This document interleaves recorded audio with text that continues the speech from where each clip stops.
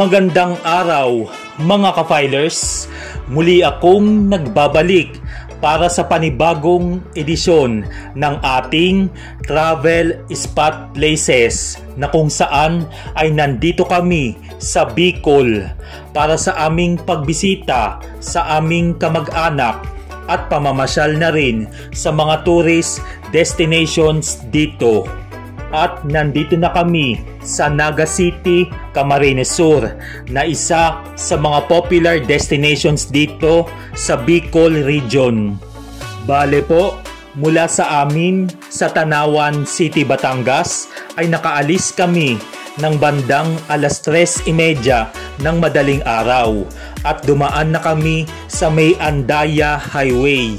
Nang gaya ng karamihan sa mga motorista ay nakaranas rin kami ng maraming lubak sa kalsada bago pa kami nakarating dito sa Naga City. Hindi na kami dumaan sa may kabila papuntang Santa Elena proper at Daet Camarines Norte dahil malayo pa ang dadaanan.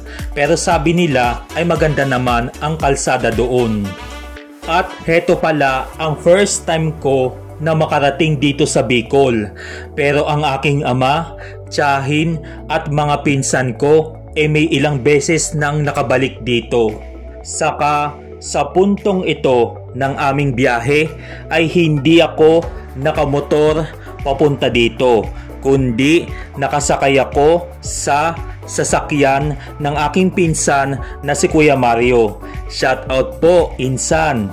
Bale, 4 kaming magkakapamilya na nakasasakyan papunta dito sa Bicol. Fast forward na tayo. Nandito na rin kami sa Calabanga, Camarines Sur para sa aming unang destinasyon. Bale, bago makarating dito ay mula sa Naga City ay madadaanan muna ang bayan ng Magaraw sa Bombon hanggang sa marating muna ang Barangay Pabrika dito sa bayan ng Calabanga ng Camarines Sur. Pero syempre, abay, kung saan-saan pa kami dinala ni Waze na nauwi pa sa pagtatalo namin na akala namin ay nauna na sila. Pero pagdating namin ay kami pa pala ang nauna dito sa aming tutuluyang resort. Kainaman naman. Ha ha hay! At heto na. Nandito na kami sa Chikis Resort at nakarating na kami dito ng mga bandang 2:30 ng hapon. Bale, 11 hours po ang naging biyahe namin kasama na ang aming mga stopover upang magpahinga muna at kumain. Ang nasa tapat neto ay ang palayan na napakaaliwalas at payapa ang bawat kapaligiran. Unang pagpunta mo pa lang ay mararamdaman mo na ang payak na pamumuhay dito at meron din silang bukal dyan sa kabilang banda. At heto na yung Chikis Resort na aming tutuluyan dito. Bale, 3 araw lamang ang aming pananatili dito sa Bicol at nandito na rin ang iba naming kapamilya. At dito sa bandang bukana sa gawing kanan ko ay yan yung kanilang terrace at sa loob niyan ay may 2 kwarto. Dito naman sa bandang kanan ko ay yan yung kanilang parang reception area. Saka meron din dyang water dispenser. Tapos dito sa kaliwa ko ang kanilang kubo. Tapos dito naman ang cottage area na kung saan meron ding pa-videoke. Saka syempre may inuman. Saka dito naman sa kanan ko ay may isang kubo na gawa sa pawid at kwarto din yan. At bababa na tayo sa kanilang swimming pool. Makikita dito ay meron silang 2 swimming pool dito. Isang pangbata na pool at isang malaking pool na 5 to 6 feet ang lalim nito. Meron na din diyang shower room sa gilid. Saka may bubong na rin siya ng malaking net para sa proteksyon sa sikat ng araw at sa mga nalalaglag na dahon.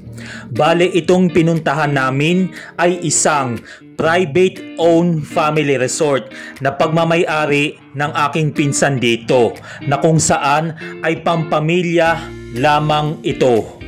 Ayan, nandito na sila at kompleto na kami dito. Yun nga lang ay inabot na kami ng malakas na ulan habang nag-e-enjoy dito. Ang lamig na mga oras na ito. Saka nung pagsapit ng gabi ay nag-brown out pa nga dito. Pero hindi naman matagal. Kinabukasan sa ikalawang araw namin dito ay mula sa aming tinutuluyan ay pupunta kami sa may ilog para maligo dun. At dito mga ka-filers ay walang signal ang internet. Pero wag mag-alala dahil may piso net na pwedeng maghulog ng barya dito sa wifi machine at magkakaroon na kayo ng wifi access dito. At ayan, ay mula dito ay maglalakad pa tayo ng ilang metro papunta sa ilog. Saka habang naglalakad ka sa lugar na ito ay medyo basa pa ang kalsada at maraming mga puno sa paligid na talaga naman buhay probinsya ang datingan dito na malayo naman sa ingay ng syudad. At ayan na ang papunta sa may ilog. Yan ay bago magtulay at malapit lang pala ang nilakad namin ng ilang metro. At heto ang papasok sa resort. Dito yan sa may Villa Amor Eco Park na matatagpuan pa rin yan dito sa Barangay Pabrika. Ang kanilang environmental fee ay 20 pesos lamang. Tapos, ang kanilang rent tables and cottages ay nasa 150 to 400 pesos. At papasok na po tayo. Heto na yung kanilang Eco Park and Resort na napakaganda at napakalawak ng kanilang bakuran. At dito sa may bandang kanan ko ang kanilang malaking kubo. Tapos dyan sa may harapan ko ang kanilang patubig or water supply. Tapos dito naman sa may kaliwa ay may isang kubo pa dito. At heto na ang kanilang malawak na bakuran na may magandang bermuda or green grass. Saka marami ding mga puno ng nyog sa bahaging ito. Pero iba yung pag-iingat o wag ka lang tatapat sa may puno dahil baka mahulugan ka ng bunga ng nyog galing sa itaas. Abay, bukol sa iyong ulo, kainaman ang aabutin mo. Tapos, heto yung kanilang mga cottages na pwedeng rentahan dito.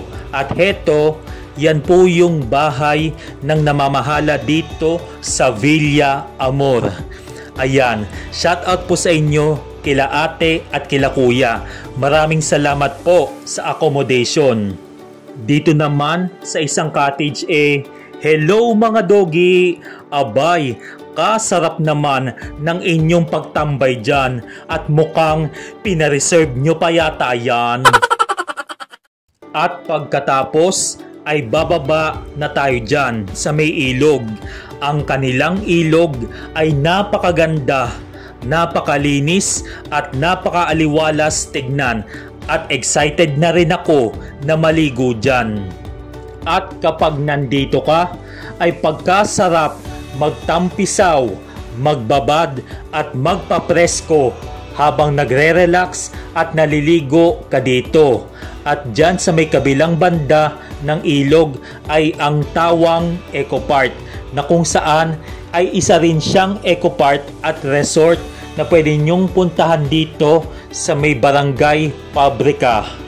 At muli na tayong babalik dyan sa itaas. Bale, isa na namang nature spring ang napuntahan o dinayo ng inyong lingkod dito sa Kamsur na kung saan ay mag-e-enjoy kayo sa mala nature feels at payapa ang bawat paligid dito. At isa na rin ito sa mga very cool and refreshing place na hahanap-hanapin mo lalo na't kapag sasapit ang tag-araw. Pagkatapos naming maligo ay nagbiyahe na kami para sa aming susunod na destinasyon at sa bawat bayan na madadaanan mo dito sa Bicol ay maraming mga malalawak na taniman ang mapagmamasdan mo. Ayan po, approaching na kami dito sa probinsya ng Albay at mahigit 2 oras ang naging biyahe namin mula pa sa aming tinutuluyan sa Kamsur.